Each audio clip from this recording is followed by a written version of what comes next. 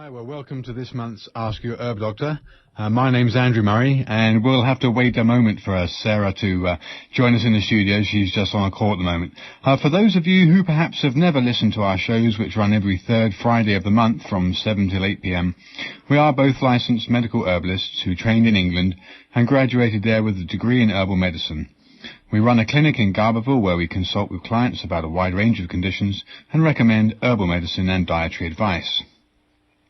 So you're listening to Ask Your Herb Doctor on KMUD Garberville 91.1 FM, and from 7:30 until the end of the show at 8 o'clock, you're invited and welcome to call in with any questions either related or unrelated to this month's topic of the subject of radiation and its widespread use. Okay, so the number if you live in the area is 923-3911. Alternatively, there's a toll-free number, 1-800-KMUD-RAD. So we're very pleased to be joined by Dr. Ray Peat, who has recently published an article about the very subject of the prevalent effects of radiation in the environment and how seemingly subjected we are to it on a daily basis, and how it, rather than being a normal fact of life, is really something to be aware of. So, Dr. Peat, thank you for joining us. Hello. Perhaps, as always, people tune in, they've never listened to KMUD before, they're passing through, or just some people have just happened to be in front of the radio and haven't heard the show before. Would you just explain to the listeners your academic background?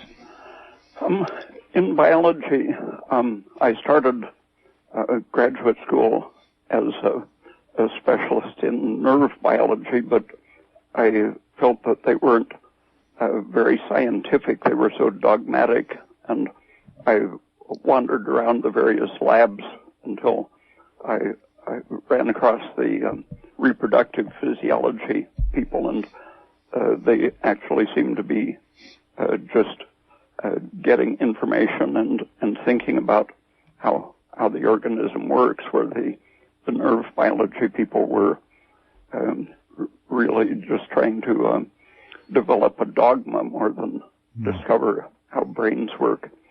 And so I did my dissertation on aging of the reproductive system in mammals. Okay. All right. Well, I think with particular relevance to something that you've recently published, I know the controversy surrounding the full body scanners that began rolling out about 2007, but of which recently hit the mainstream news on television, I think of last month in November. So far as the radiation from, we'll want to get into that a little bit later too, the radiation from medical devices and other sources. What's your opinion of the devices themselves in terms of their potential for causing any negative effects through the mechanisms by which you'll describe? I think the situation is similar to in the 1950s. The government was assuring the public that fallout from atomic bomb testing in the atmosphere was completely harmless because of their way of explaining the biological effects. Uh-huh. And they're still promoting those theories of biological effects. And even though this kind of X-ray treatment or examining is much less dangerous than the radioactive isotopes falling out of the bomb tests, the science by which they assure us of its safety is just exactly as faulty as it was in the 1950s. And John Goffman, who was a government defender of the safety of radioactive isotopes from bomb tests through most of the 50s, when he suddenly thought about what he was doing, saying that we don't know that it is going to have long-range deadly effects, so we should keep doing it. He just suddenly realized that if the effects are going to be disastrous sometime in the future, it's better to learn about the dangers now rather than wait until we're all dead from the long-range effects. Mm-hmm. And the trick that they have been using now for almost 100 years. Around the beginning of the last century, people knew that you could cause mutations in organisms either with radiation or with toxic chemicals. And by the 1920s, people were seeing the effects of on the mutations or the genetic changes as being in the chromosomes entirely, and as the chromosomes were and genetic storage were seen to be in the DNA. The doctrine focused on the interaction of radiation with DNA. Right. But that was really strictly a matter of reasoning from the fact that they cause hereditary changes, and that they decided that heredity was all in the chromosomes and DNA. But in the 1960s, people were demonstrating that if you, for example, do microsurgery on a protozoan and just change the orientation of its cilia right on the surface of the cell, that its offspring will, for generations onward, will all have backward cilia on that part of the cell. So it's like a biological memory. Yeah, and totally separate from the DNA. And the frog biologist Gurdon was doing similar things on frog eggs, showing that surgery on the surface of a frog egg generations later could cause the whole line of frogs to die out, even though that egg would mature into an adult. That adult could reproduce, but eventually, several generations later, there would be no more frogs just from treating the surface of the egg. And he showed that if you heat a spot on the surface, you will get mutations. But the inheritance wasn't necessarily by way of mutations, but it just showed that some harmful influence other than direct interaction with DNA is able to eventually cause mutations and death. Okay. Do we actually know what it is at this point in time that's actually transferred several generations down the line even to produce those mutations in offspring later on? Not really, just some good guesses. Yeah. A man in Hungary named Csaba, C-S-A-B-A, has been working on the what happens with these early life experiences that are passed on from cell to cell and even from adult to its offspring. I think that's probably like you've said time and time again. That's the fault with the doctrine of biology, the way it's evolved, is that people are led to believe that things are understood a certain way when in actuality there's very different reasons why things are changing, and they're not actually looking in the right direction. So far as the radiation issue is concerned, and again, as mentioned, the whole body scanners that are coming into place in American airports across the USA. So far as the potential dose of radiation, because I know obviously they want to tell us that these things are safe and that they've been tested, and I even heard of the chap who was giving the speech saying that even his children have been through it, and he's not to say that that's anything good or safe, but what potentially is just tell us about the potential risks and what this causes, so that is the fact that this can happen. This is a potential risk. For 70 or 80 years, people have been noticing that X-rays, even in moderate doses, seem to accelerate the aging process. And the idea of imprinting is that you might get acceleration of the aging process from generation to generation if that's passed on the way the other cytoplasmic injuries are.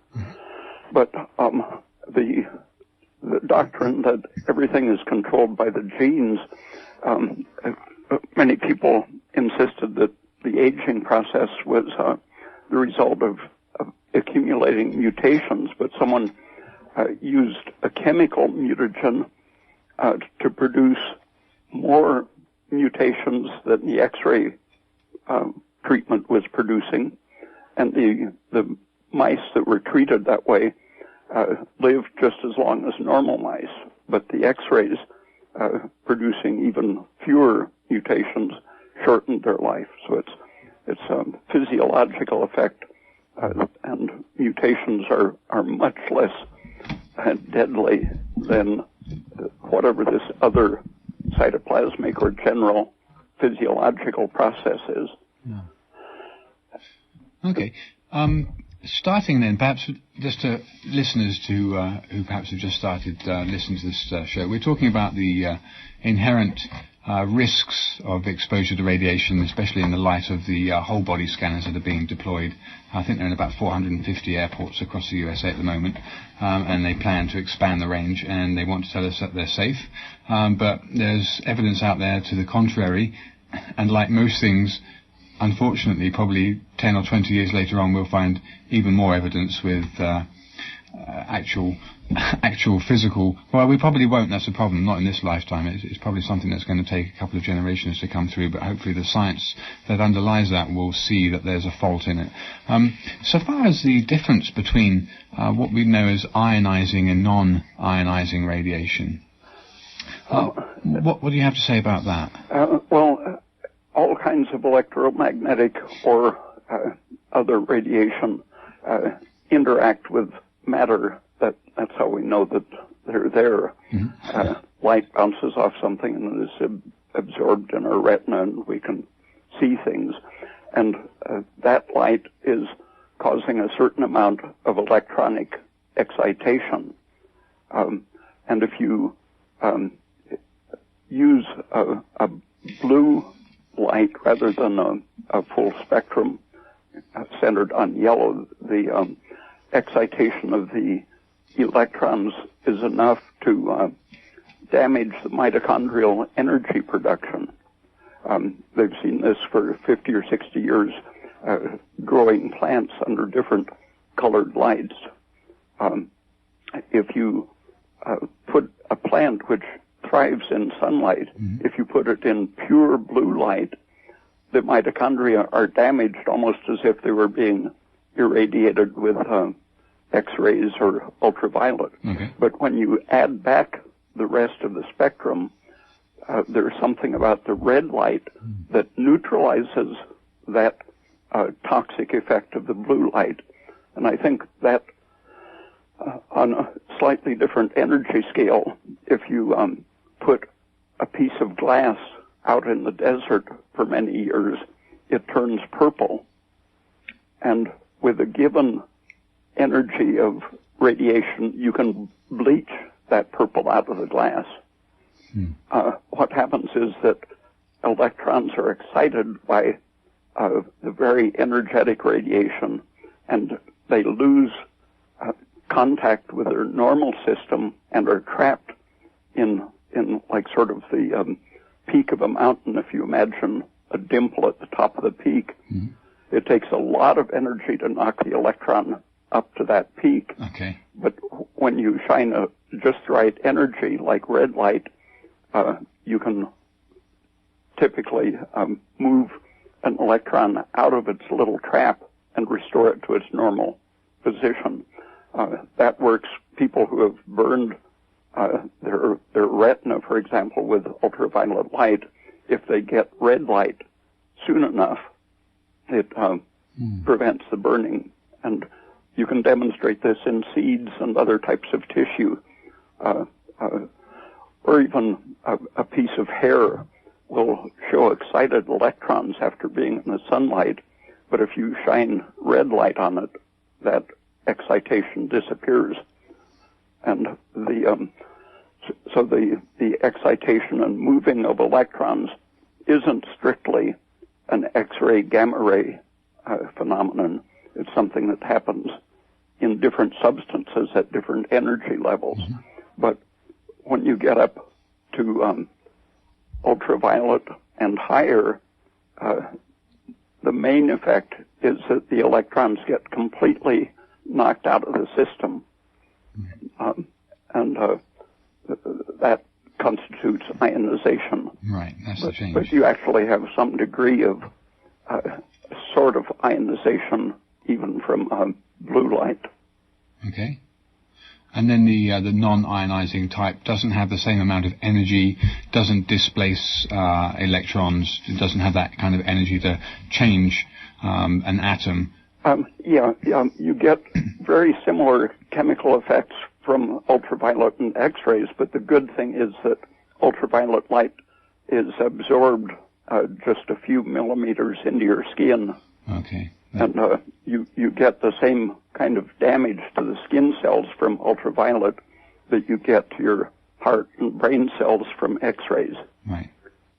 So it's a very similar biological damage, except the very high energy radiation goes right through you and affects all of your cells.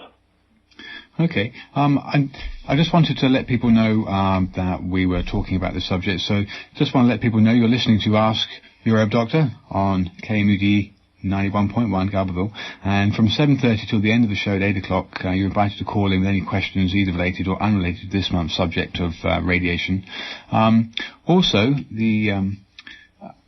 I'm getting a signal that a question would be asked, but I'm wondering if we could just wait until we get to that point in the show, because I know we want to try and hear as much as possible from you, Dr. Peat. In terms of, I think to jump on a little bit, I wanted to, and I know I have an article actually about this is something I think we might have covered a couple of months back rather, which was by Goffman, John Goffman, and that was the article that he'd written on the the damaging effects of radiation for medical procedures, and a very big article and very well referenced. But what I wanted to bring out a little bit more was that the phenomena of red light to reverse the effects or to calm down the excitation of electrons, which is behind the whole free radical thing, behind the destruction of tissues and the inflammatory changes and cancers. So red light is extremely healing then. The most surprising example of an experiment to demonstrate that was a Russian experiment in which they gave a lethal dose of gamma rays to frogs. And the dose was so intense that the frogs would just live a few days after the exposure. Mm-hmm. But within the first hour after exposing frogs to that same intensity of gamma rays, if they shined bright red light on them, they didn't get sick at all. Grief. So we're talking about a red light bulb. We're not talking about, are we talking about infrared, or are we talking about just red light? Red light, but in an ordinary incandescent bulb, mm-hmm. If you have a prism or a tapered piece of glass to look at an incandescent light bulb, you'll mm-hmm. see that it varies from blue to red, right. And the red end of it is a lot more intense than the blue and green end, okay. Just because the temperature of the bulb right. isn't nearly as hot as sunlight. Okay. Yeah, so red light. So there you go, folks. So if you're listening there, the healing, curative effects of red light go far beyond just that mellow kind of ambience in the room that some people have red light on for. So if somebody has been exposed to an X-ray or a form of radiation, then what would you recommend they go sit under, Dr. Peat? Well, if you can do it very quickly, that gamma ray frog experiment shows that within the first hour you can just almost completely block the chain of events that follows the exposure. But since people who were exposed to Chernobyl or even the Nagasaki atomic bombing, mm-hmm. They still, in recent years, their blood serum is still toxic. They can add it to cells in vitro, and the blood from these people who were exposed decades ago is still toxic to cells. Wow. And so it's similar to the effect of when you irradiate an animal's foot, the whole body is influenced. The thymus will shrink. The ovaries will, if it was intense enough, the ovaries will degenerate. The uterus swells up. It acts like a systemic dose of estrogen to irradiate any part of the body. And this is the whole reason why it's so important for people to refuse medical x-rays wherever possible if they have any control over it, and to exercise as much diligence as possible when they know they could potentially be in a situation where they could be exposed from either CT scans, and that's why we're talking about the whole full body scanners as the most modern form of intrusion. The lingering inflammation from exposure a long time ago probably could be affected slightly even years later by getting a very intense exposure to penetrating red light. Yeah. How far into the skin does red light penetrate?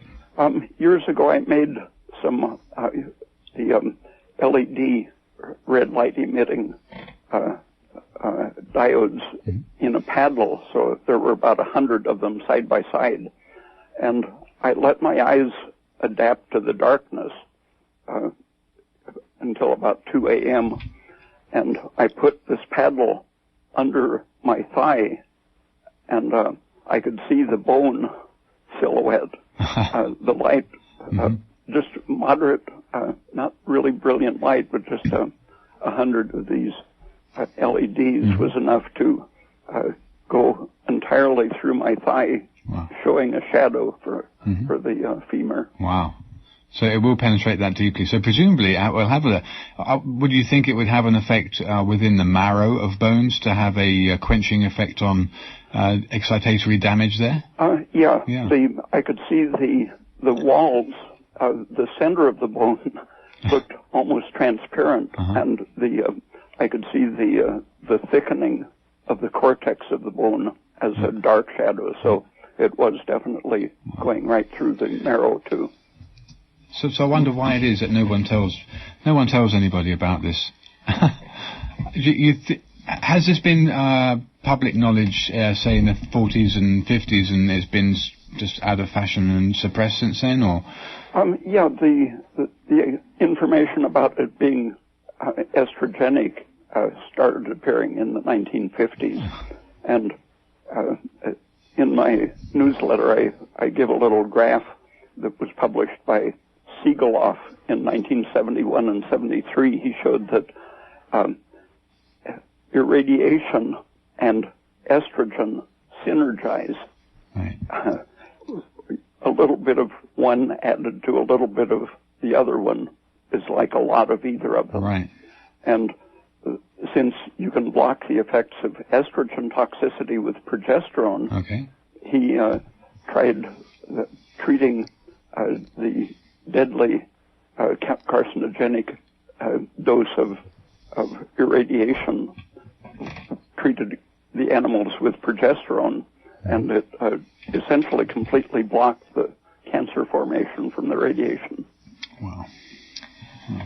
So if you were to advise someone to purchase a light bulb, what type of light bulb would you recommend, Dr. Peat?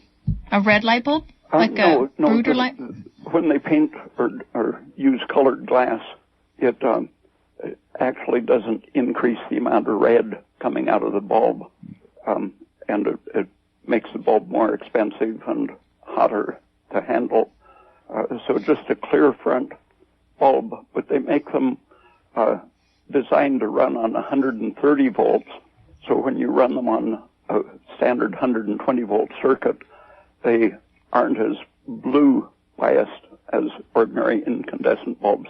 They're much weaker in the blue and stronger in the red. But they appear to be white light. Yeah, sort of yellowish white, warmer than standard bulbs. So like a 130 clear front incandescent, and what number, how many watts? Oh, I think they come in 150 to 250. And the high wattage 250, I think, are only about $4 usually. Okay, good. Thank you. Okay, so there you go, folks. There's a very cheap and inexpensive way to do some healing on yourself without taking anything into your body that's potentially a problem.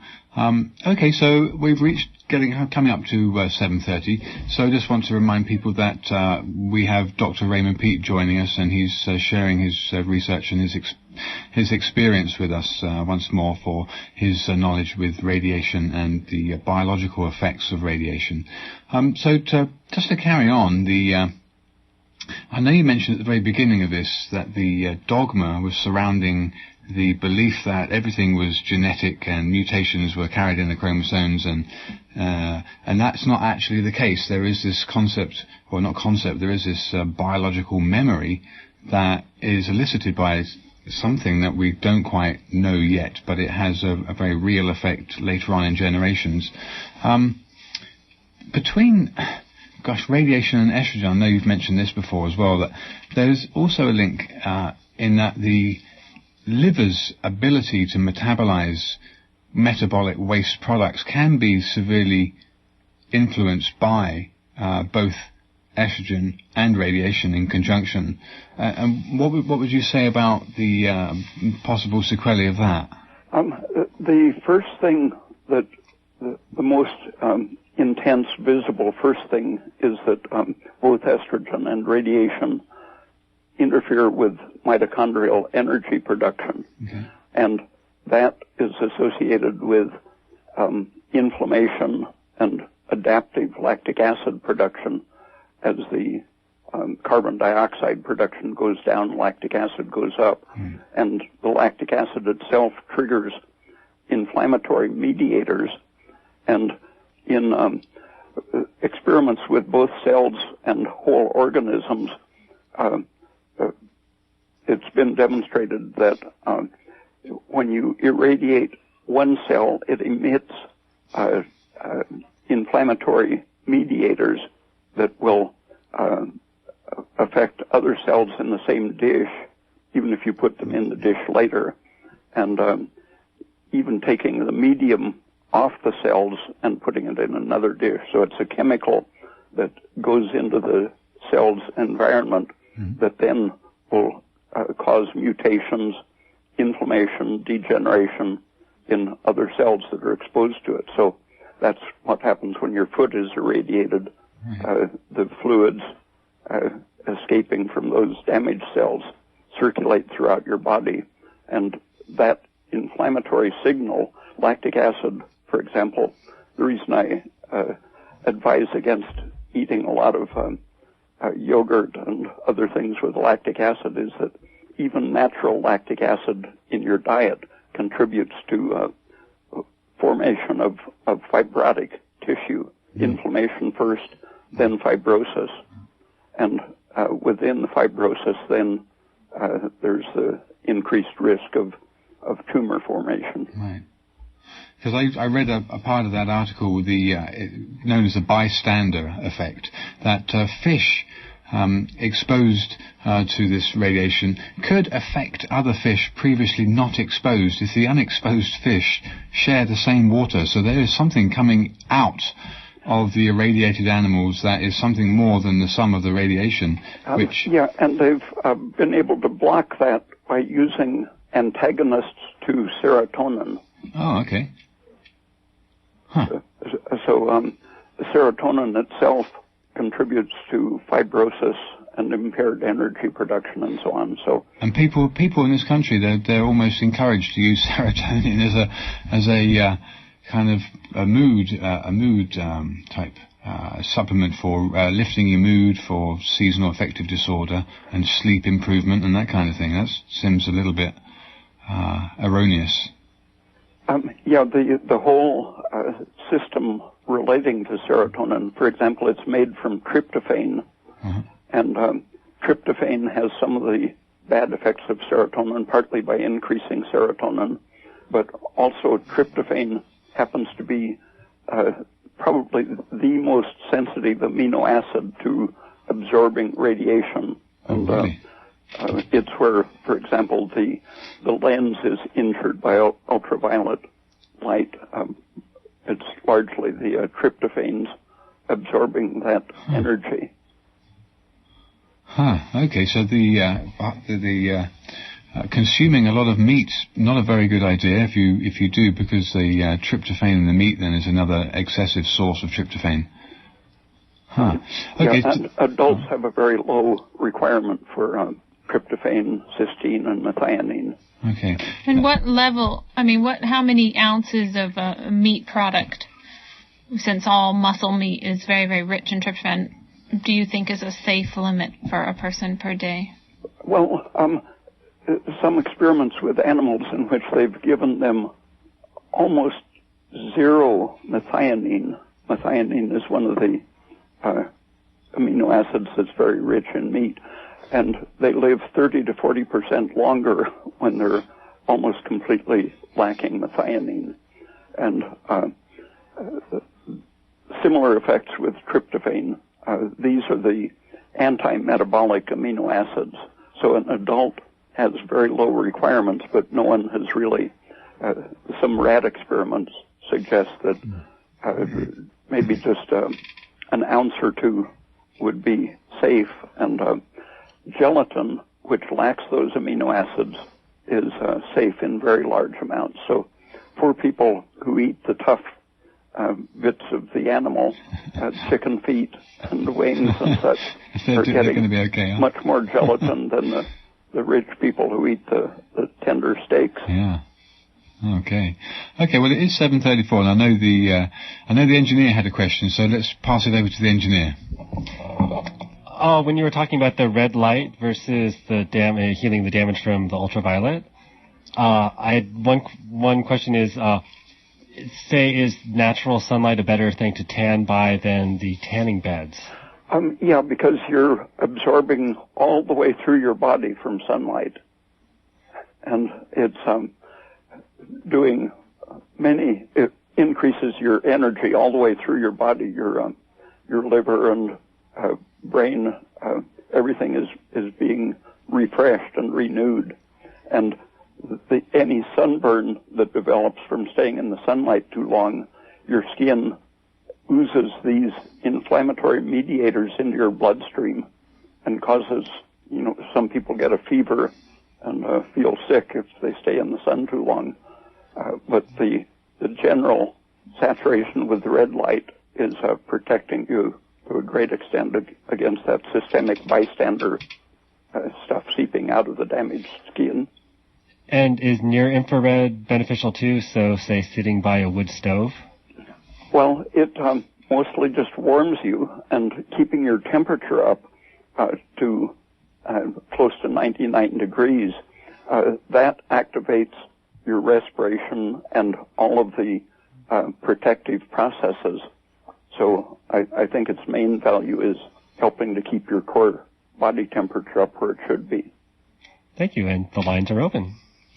Okay, so we've gone past the 7:30 point. So if people would like to call in this month with any questions related or unrelated to the effects of radiation, or any other questions they may have, please feel free to call. The number's 923-3911, or if you are outside the 923 area code, there's a toll-free number, and it's 800 KMUD RAD, which is 800-568-3723. Okay, so to continue with the topic of radiation, radiation's effect is neither instantaneous, it's neither apparent nor instantaneous, and can linger for many generations. I think the lights are flashing, actually. I don't know if there is a call, we'll take it, otherwise we'll carry on. Is there? I think someone may be actually giving a question to the engineer. Okay, so the fact that the effects of radiation are not perceived instantaneously is a bit of a worry, because most people will be told that something is safe, and most people will follow it like. And many of the experiments that measure the dangers of radiation just look at a very short time span, and then they throw the animals away if they didn't get sick or die from the radiation. But any meaningful experiment would have to follow those exposed animals' offspring for generations. Yeah, definitely. Well, we do actually have two callers, Dr. Peat, so let's see what our first caller has to... The first caller wanted me to ask for them. So if you're familiar, Dr. Peat, with grow lights by any chance? Grow lights? Lights for growing plants. Yes. Yes, so what are the benefits of those? And she was asking specifically about grow, but I would like to ask also about the flowering red lights. fraction is used for making energy as well as for protecting against the irritating higher energy frequencies. But if you grow, most plants, if you grow them under pure red light, they'll grow extremely fast, but they'll be very weak, and they tend to fall over just because they need some of the irritation to build the cellulose skeleton for strength. So the typical grow light has red, blue, and a little either ultraviolet or at least blue and violet to irritate the cells enough that they produce cellulose for strength. Okay. Go on, sorry. The irritating frequencies tend to make crops rich in certain defensive chemicals. And so for food crops, it makes them tend to be bitter. But those defensive substances in the plants are very often antioxidants for humans. Okay, that's interesting. Okay, we do actually have a few callers on the line, so let's take the next caller. Hello? Hi, you're on the air. Thanks a lot. Thanks, Dr. Peat. I just love listening to you. I have one comment and a question. My comment is, I just had a bunch of dental x-rays, and then 2 days later my back got really inflamed. So I was very interested to hear what you had to say, that things, you could be irradiated in one place and then it could cause inflammation in a different area. Just a few years ago, a study in Seattle was measuring the responses to standard dental x-rays, and they were putting on lead aprons to shield the person's body from the chin down.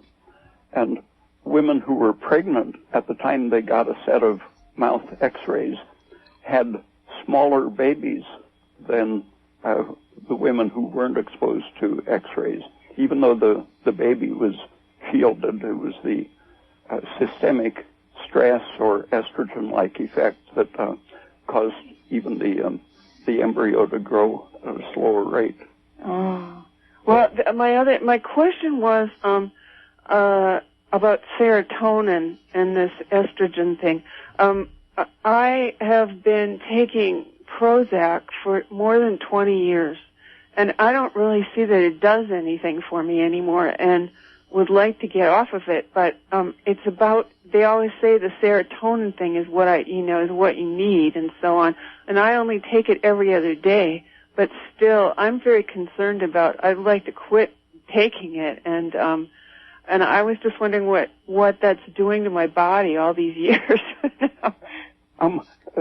There have been several studies in which when thyroid is added to the antidepressants, when the antidepressant isn't working, it works when they add thyroid.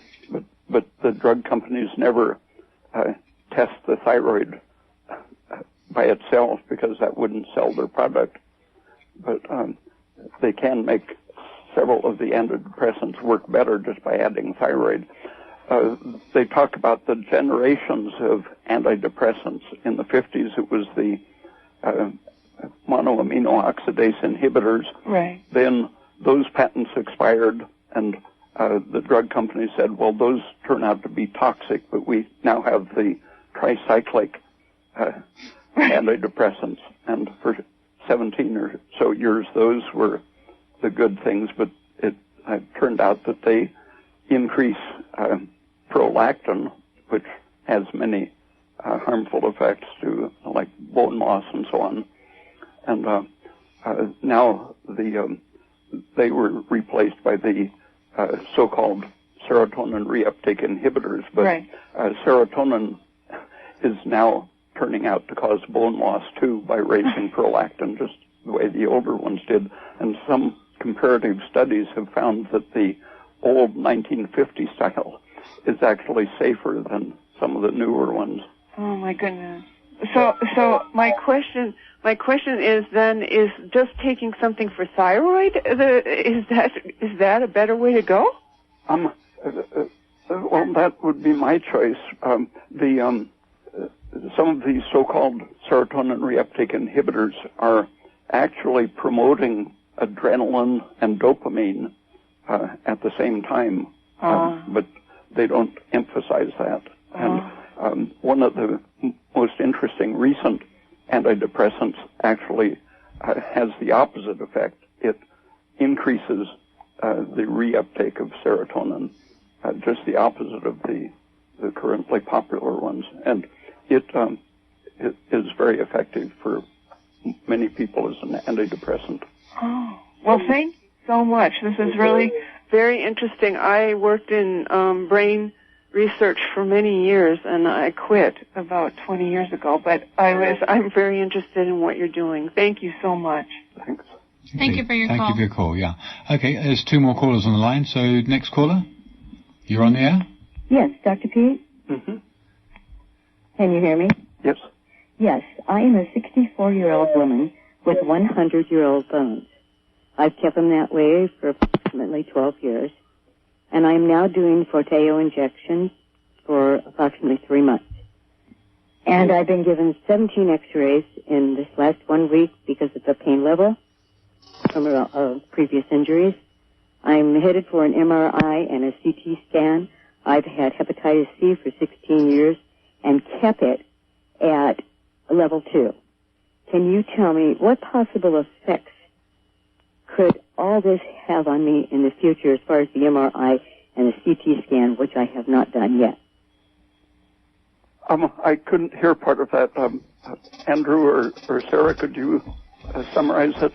Yeah, go on. The woman has had, I believe, 17 x-rays. In the past week? In the past week, and she's headed for MRI and a CAT scan. And she's wondering... I have 100-year-old bones, and I'm injecting Forteo for 3 months. I didn't hear that last part, actually. What was the last thing you said? What's the name of the drug? Forteo. It's an injection for bones. Okay. And I've been doing that for 3 months. Okay. I have hepatitis C for 16 years. I'm in stage 2. Okay. All right, Dr. Peat, can you hear us now? Yeah. Okay. I think the lady's main concerns is what can she do to strengthen her bones. She says she has 100-year-old bones and she's only in her 60s. Oh, well, probably the safest, most effective thing is, besides getting lots of calcium in your diet and adequate magnesium, vitamin K is very safe, and it complements vitamin D and calcium. And since exposure to radiation, one of the first things it does, as it knocks down the energy production, it causes cells to take up too much calcium into the soft tissue. And that's what Goffman demonstrated, that a tremendous amount of heart disease and arterial disease is being caused by radiation exposure. The calcium goes into your soft tissue rather than the bones. And vitamin K is safe at much larger doses than have been traditional, and it can actually reverse the calcification of arteries while greatly accelerating the growth or repair of bones and their uptake and retention of calcium. Okay, good. And would that replace the Forteo? What was that? Would that replace the Forteo injections? I can't hear it clearly. Doctor, the lady's asking whether or not what you've suggested there would replace the current injections that she's been having or is about to have. Forteo. vitamin K is very important for energy production as well as for calcium deposition. Right. And I didn't hear what the current injections were. Well, she said Forteo. I think that's what she called it. Forteo injections. Oh, is that a bisphosphonate? I inject it once a day. But do you know, Dr. Peat's asking, is it a bisphosphonate? No, I don't believe so. Okay. I think until we know what the drug is, it's difficult to be able to discuss it.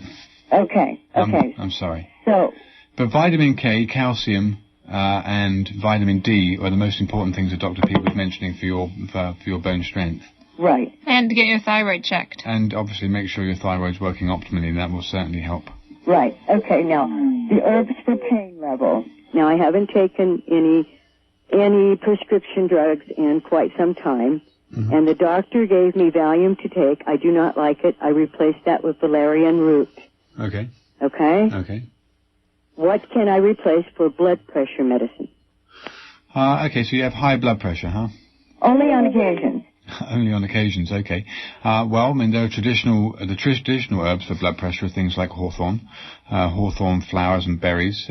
They have a cardioactive effect to lower blood pressure and to increase the force of contraction, but decrease the rate. So that's kind of primary number one cardiotonic. There are several other, obviously things that reduce your stress will certainly have a potential benefit for high blood pressure because stress will increase adrenaline. Adrenaline will drive up blood pressure. But hawthorn's the nurse of the heart. That's always what they... And the valerian should help as well. Yeah, the valerian should do. Even if you have hepatitis C. And the calcium and vitamin K should help blood pressure. Yeah. Okay. And as for the hepatitis, I think the most important thing for the hepatitis is to avoid polyunsaturated fats. Certainly, they have been majorly implicated in causing inflammation, and the inflammation is not what you want with hepatitis. There's plenty of other things, but they're mainly going to be dietary factors. So increasing your gelatin consumption, making sure that you get good proteins from a mixed range. Okay. And I have the information on the Forteo. Okay. It's TERIPARATIDE.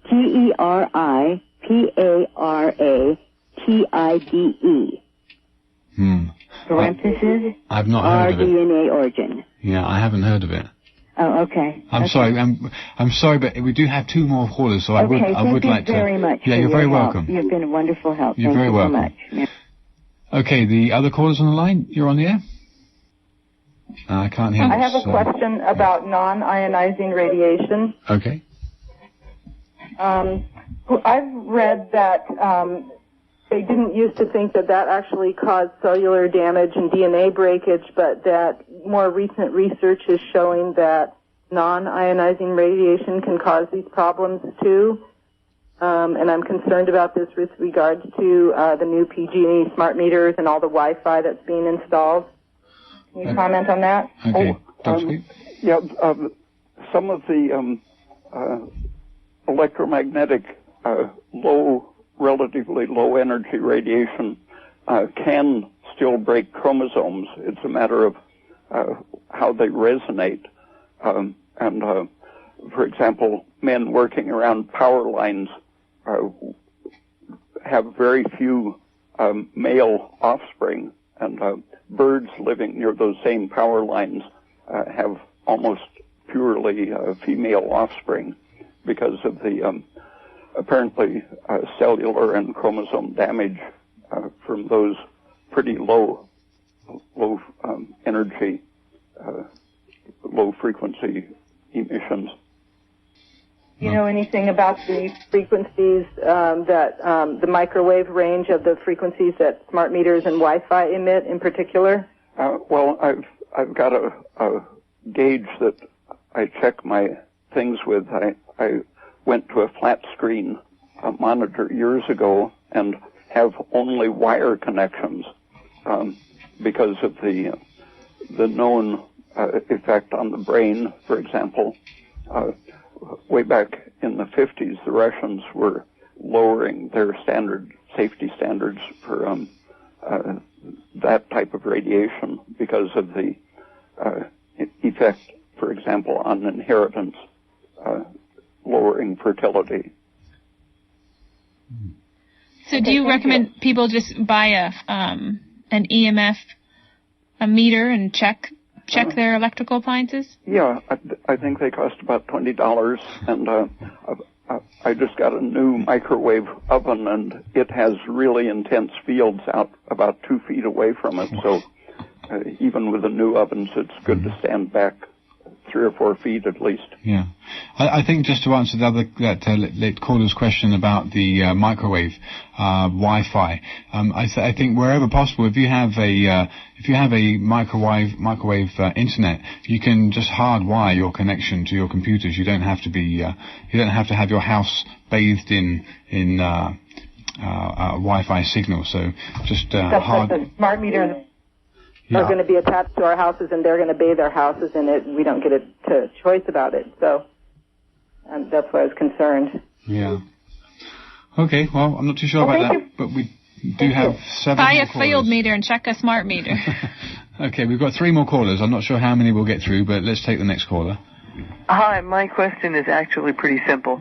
On the serotonin stuff. Sorry, it's echoey, but my radio's off. Okay. I take some supplement called 5-HTP. Okay. Does that fall in the benign or bad category of? Many of its effects are essentially the same as serotonin's. Yeah. So that's inflammatory. Yeah. Yeah. Okay, so it's inflammatory? Yeah, the same effects. 5-HTP or 5-hydroxytryptophan has got the same negative effects that serotonin does, and that it's inflammatory. And serotonin, for example, stimulates cell growth and inflammation. It can increase the growth of plaques in arteries and accelerate tumor growth and so on. And tryptophan, which isn't quite as active as the 5-hydroxy, tryptophan itself is considered to be slightly carcinogenic in excess. Well, that's odd. I've actually been struggling with healing tendons and taking this at the same time, so perhaps I've been shooting myself in the foot. Thanks so much.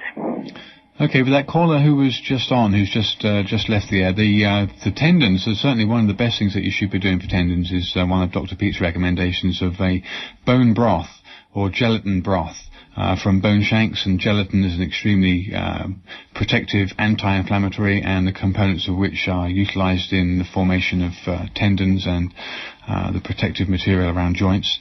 Okay, there's another caller on the line. Hi, Andrew. I talked to you this morning. My name's Chris, and I was curious if the good doctor would know. I'm currently looking to lose weight, and I was wondering, is there any meat that's any better than any other meat out there? I think avoiding the pork and the non-ruminants, because those reflect whatever they ate and are usually highly unsaturated and anti-thyroid. So instead of chicken and pork, beef and lamb. Yeah, beef and lamb are saturated. Coconut oil is a vegetable oil which is highly saturated, and so it promotes metabolism, increases. You don't recommend turkey? Turkey usually eats the same stuff chickens and pigs do, corn and soybeans. Well, thank you so much. Mm-hmm. Okay, you're very welcome. Okay, well, I think we should hold the callers there. I know there's more on the line, but I'm sorry we don't have the time this month. We do have a few minutes, however, to thank Dr. Peat very much for his time. I really appreciate you taking time out of your day just to share what you have. I know a lot of people that listen in this area particularly are very, very interested. What you have to say is very researched, it's scientific, it's not quackery, it's not suspect, it's all out there. You know, you can find it. For those people that want to hear, you know, what you're saying is very well researched, and we thank you so much for helping. It is December now, and just by product of December's 21st full lunar eclipse, folks, if you get a chance to see it at about 11 o'clock, 70 minutes long.